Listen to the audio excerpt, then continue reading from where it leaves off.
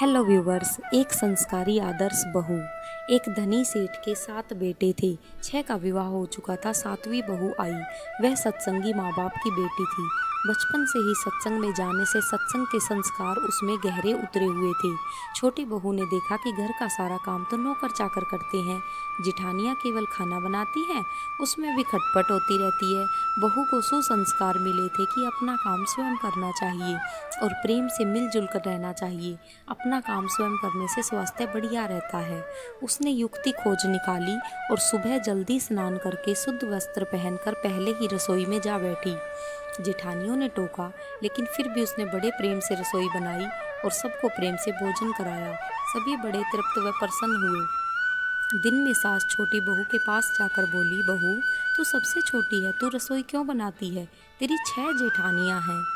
बहू: माँ जी, कोई भूखा अतिथि घर आ जाए तो उसको आप भोजन क्यों कराते हो? बहू: शास्त्रों में लिखा है कि अतिथि भगवान का स्वरूप होता है।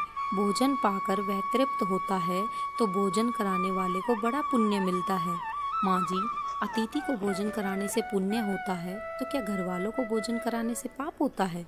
अतिथि में भगवान का स्वरूप है तो घर के सभी लोग भी तो भगवान का स्वरूप है, क्योंकि भगवान का निवास तो जीव मात्र में है। और माँ जी, अन्न आपका, बर्तन आपके, सब चीज़ें आपकी हैं। मैं जरा सी मेहनत करके सब में भगवत भाव रख के रसोई बनाकर खिलाने की थोड़ी सी सेवा कर लूँ तो मुझे पुण्य होगा कि नहीं होगा?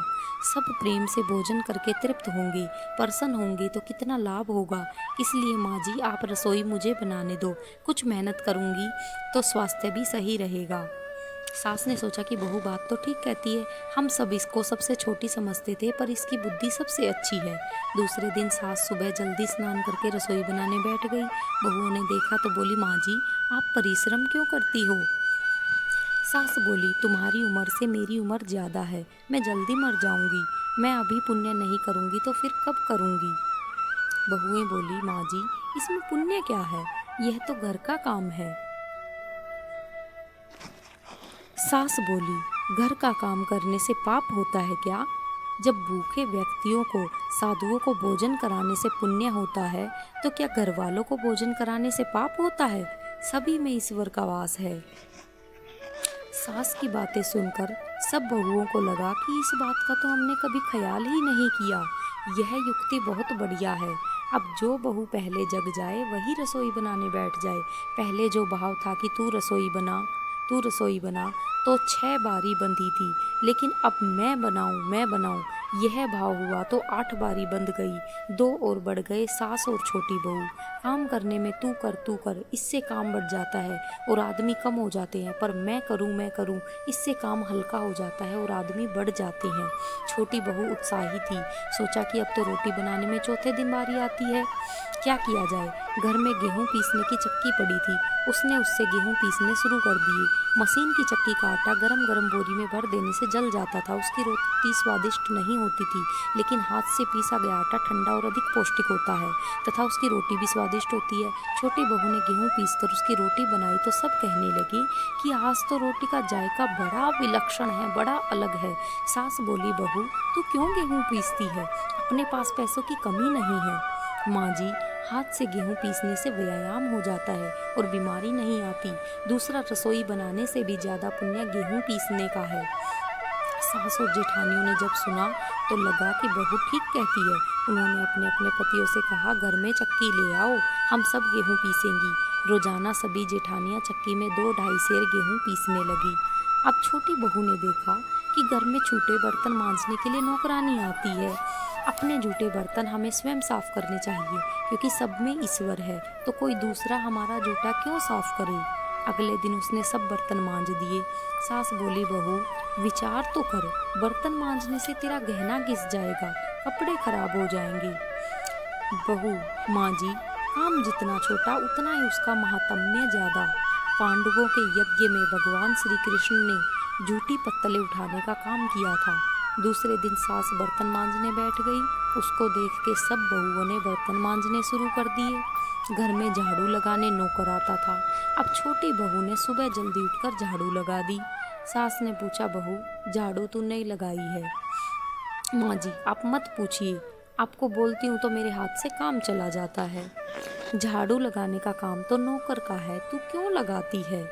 माँ जी, रामायण में आता है कि वन में बड़े बड़े ऋषि मुनि रहते थे, लेकिन भगवान राम उनकी कुटिया में न जाकर पहले सबरी की कुटिया में गए, क्योंकि सबरी रोज सुबह चुपके से झाड़ू लगाती थी, पंपासर का रास्ता साफ करती थी कि कहीं आते जाते ऋषि मुनियों के पैरों में कंकड़ न चुभ जाएं। सास ने देखा कि यह छोटी बहू तो सबको लूट लेगी, क्योंकि यह सबका पुण्य अकेले ही ले लेती है। अब सास और सब बहुओं ने मिलकर झाड़ू लगानी शुरू कर दी। जिस घर में आपस में प्रेम होता है वहाँ लक्ष्मी बढ़ती है, और जहाँ कलह होता है वहाँ निर्धनता आती है। सेठ का तो धन दिनों दिन बढ़ने लगा। उसने घर की सब स्त्रियों के लिए गहने और कपड़े बनवा दिए।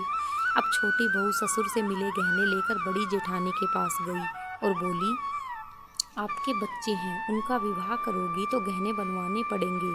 मेरे तो अभी कोई बच्चा है नहीं, इसलिए इन गहनों को आप रख लीजिए। गहने जेठानी को देकर बहू ने कुछ पैसे और कपड़े नौकरों में बांट दिए। सास ने देखा तो बोली, बहू ये तुम क्या करती हो? तेरे ससुर ने सबको गहने बनवा कर दिए हैं और तूने वे जेठानी को दे दिए और पैसे कपड़े नौकरों में बांट दिए। माँ जी, मैं अकेले इतना संग्रह करके क्या करूँगी? अपनी वस्तु किसी जरूरतमंद के काम आए तो आत्मिक संतोष मिलता है, और दान करने का तो अमीट पुण्य होता ही है। सास को बहू की बात अच्छी लगी।